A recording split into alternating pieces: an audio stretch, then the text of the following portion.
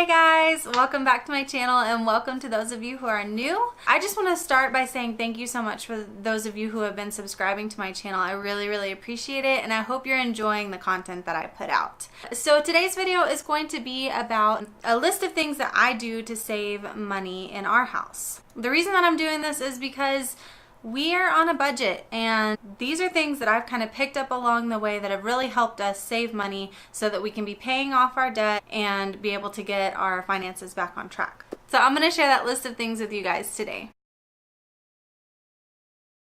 The number one thing that I would suggest is to budget. So what I mean by that is that you need to sit down and look over your finances every time you get paid or every month or however it works for you. But you need to sit down and figure out where your money is going. One thing that I've really enjoyed doing Dave Ramsey's financial piece is that my husband and I now have weekly budget meetings, and I think it's very important because at this point we feel like we know where our money's going, and not only do we know where it's going, we're basically telling it where to go.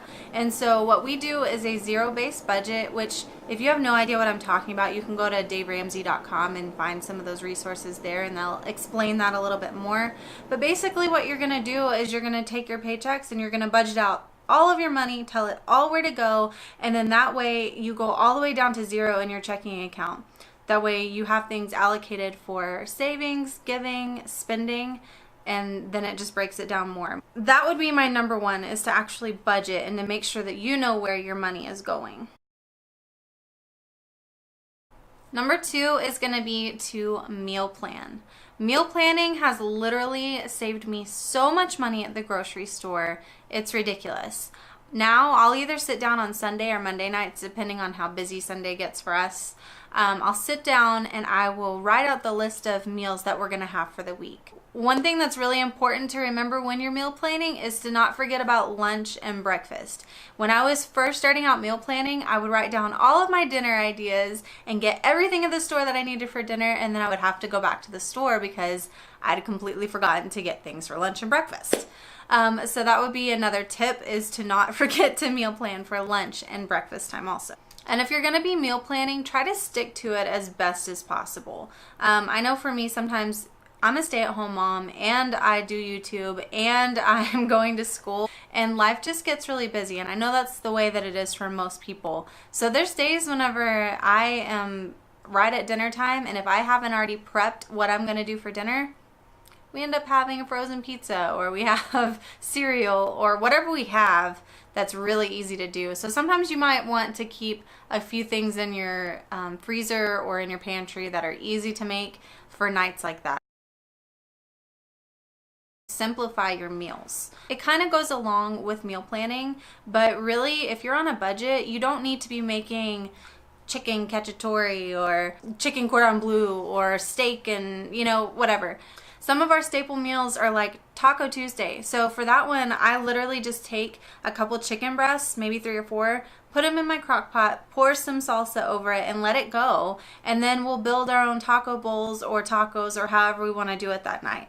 Along with the tacos, about once a week we'll do spaghetti, and that is just super simple because all you have to do is cook the noodles in the sauce, and then if we're having a meatless night, then that's all I do. Or if I'm gonna add meat, sometimes I'll make it a meat sauce, or sometimes I'll add meatballs to it, and so we'll have spaghetti and meatballs, and then I'll usually throw in a salad or some broccoli or something so that we have the veggies. Really simplifying your meals is something that really helps with your budget, because then you know that you can plan around those meals, and that's at least 2 nights a week that you could have already planned out. So simplify your meals. Along with meal planning and budgeting and all that is couponing. And I am not a crazy coupon lady. I don't get it. I don't know how people do it. I don't understand how people can go to the store and then come out with cash in their hand. I have not figured that out yet. But I will find coupons for things that I know that I need that are more expensive. So, for example, one thing that I know I'm going to buy every single month is our dog food. So what I did this last month is I went onto the manufacturer's website and I found an area for coupons, and it was like a $2 off coupon. So I printed a couple off, and then I waited, and Albertsons actually put my dog food brand on sale. and it was 25% off. So I was able to go and get my dog food for 25% off from Albertsons and use a $2 coupon. So if I have things that I know I'm going to be buying, I'll go look for the coupon. I'll either look on Retail Me Not, or I'll go straight to the manufacturer website, or I'll just Google it. Sometimes you can just Google coupons for certain items and it'll pop up. Sometimes they work, sometimes they don't. My next one would be to stay at home. You save a lot of money whenever you stay at home instead of eating out. When we first started doing our budget, we sat down and looked at where our money was going, like I said in the beginning. So we took our bank statement and we looked at where everything was being spent. And almost 80% of where our money was going, aside from bills, was to eating out. It was crazy how much money we were spending, because even when we were eating out, we were still eating pretty cheap, but we were still spending over $200 to $300 a month just on eating out. And if you're buying groceries at the store on top of eating out, you're spending way too much money on food. Not just staying at home, but making your meals in bulk whenever you do make the dinner so you can eat leftovers for lunch, because that also cuts down on your grocery bill. Another thing that we do to cut costs or to save money is every once in a while we'll go on a spending freeze. And that sounds very scary. I know it was very scary for me the first time that we did it, but we survived and we didn't spend any money for the week. So you can make it for as long as you want. If you want to just test it out for a couple days and see how you do, if you're really used to spending a lot of money, then do that. Or you can go for a week, which is what we did to start out. What you have to do before that, though, is to make sure that your pantry's stocked and make sure that your freezer's stocked. I would suggest going to the store to pick up a few necessities like milk, bread, eggs, any kind of fruit that you would have that week. Don't go into a spending freeze spending a ton of money and then not spending any money, because it doesn't really work out. Something that we do when we're on our spending freeze is that we'll do something called shelf eating or pantry eating or freezer eating, and that's basically just trying to use up everything that you already have saved up. So that way you're kind of taking account of what you have, and then you know what you can plan your meals around, rather than just saying, oh, I'm gonna make something and then go to the store and get it. The other thing that we noticed in our budget whenever we were trying to figure out where all of our money was going was our date nights. Our date nights were expensive. I always joke with my husband and tell him that I was like a super cheap date before I met him, because I don't think I really explored my taste buds until we got together, because he's the one that kind of introduced me to foods that I would never try before, like sushi. And boy, do I love sushi. Anybody that knows me knows that I love sushi, and I blame him for that. But really, it adds up. Spending $50 a week or spending $100 every 2 weeks will really break you. So one thing that we've tried to do more often is just to have date night at home. I will say, hey, we're gonna eat at home tonight because we don't have any money. And so I'll go and get like a special meal for us. So I'll go get steak or shrimp, or if we wanna do sushi, I'll go get the things to make sushi at home. Which is really hard to do whenever you live in the desert, because we just don't have much of a supply of fish here, and I don't really trust what we do have. So we basically do very simple rolls if we're gonna make sushi. But we'll still do that. We'll make sushi at home just so that we can satisfy that craving, but we're still not breaking the bank for it. One thing also about date nights is that it doesn't really have to be an expensive thing. It's really more about connecting with your spouse and just having quality time together. Go stargazing, set up a movie in your backyard.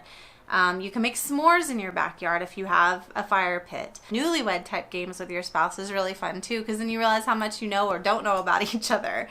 And it can be a good conversation starter. So really, it's not about spending the money, it's really about investing in your spouse. When I'm getting ready to go grocery shopping, I will look at the ads before I get ready to go. And there's actually a nice little app called Flip, and you can put in your zip code and it will look for all of the stores in your area so you can find the best deal for whatever item you're looking for. I also just get the Albertsons flyer in my mail every week, so I'll usually look over that. And one thing that's kind of nice is when you're going grocery shopping, if you do need to go to other stores, you can get on your Walmart grocery app and type in that item and it'll tell you how much it is at Walmart, and then you can look at the sales ads side by side and figure out if it's cheaper at a different store. Okay guys, so I just wanted to hop on here real quick and just show you how easy it is to use the Walmart grocery app. I'm doing this on my computer, but you can easily do it from an app on your phone. It's not the Walmart app, it's the Walmart grocery app, so make sure that you see the difference in those two. So say you had an ad next to you, whatever store you have in your area, and they had oranges on sale. What you would do is you would just type in oranges to the Walmart grocery app, or in the search bar. You would type in oranges. I gotta spell it right. You type in oranges in the search bar and then click search, and then it would show you the prices. So you can see on here also if they have anything on sale, like this orange. The individual oranges are going to be 68 cents each, and they have a 5-pound bag of navel oranges that are $6.92. We'll just do one more thing. So we'll say that maybe they had Dr. Peppers on sale. You just type in Dr. Pepper, and then you can see the cost, and it tells you exactly what it is. And the other cool thing about this app is that once you click add to cart, it keeps your cart right here for you to see the running total at all times. So if we were to go back and add those oranges, we would add the 5-pound bag of oranges, and then you can see that your subtotal is $8.60. Now, the one thing about the Walmart grocery app is that they do have a $30 minimum, but I think if you're doing this for a week's worth of groceries, you're probably going to spend at least $30, so that's never been an issue for me. Let's type in, we'll go back to Dr. Peppers and just order a whole bunch of Dr. Peppers. And it tells you also how much you still need. So then we'll add one of these. Okay. So then you go down here, and it tells you your subtotal is $32.87, and you just go down here to check out.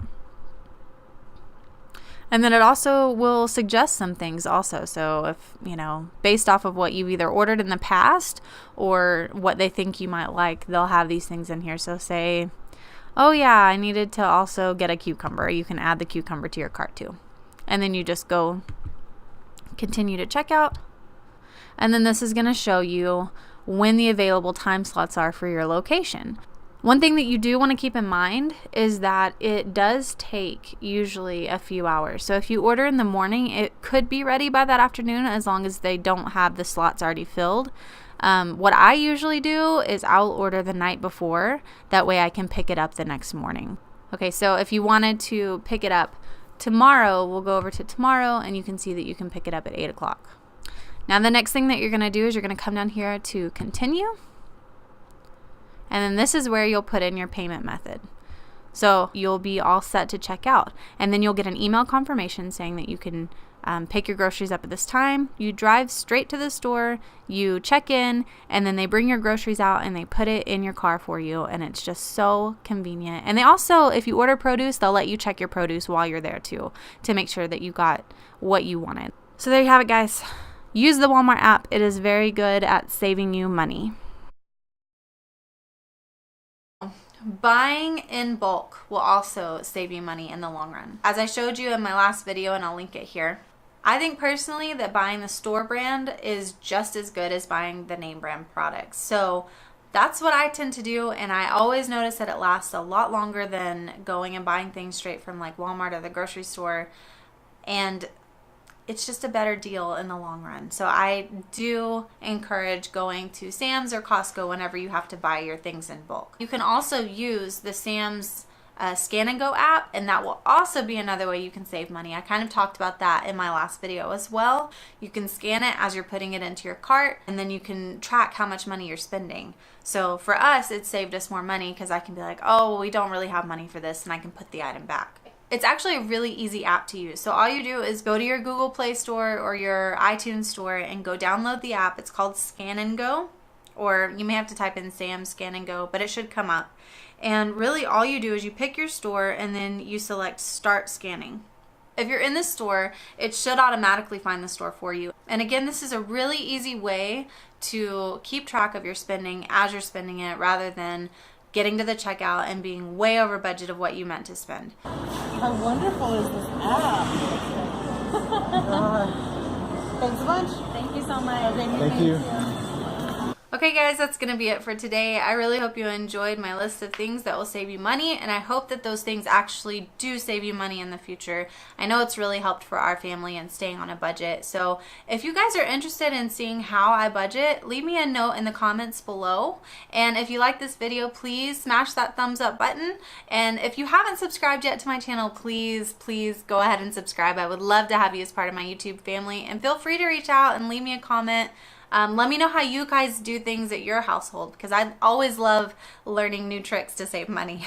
So thank you guys so much for joining me today, and I hope to see you in the next one.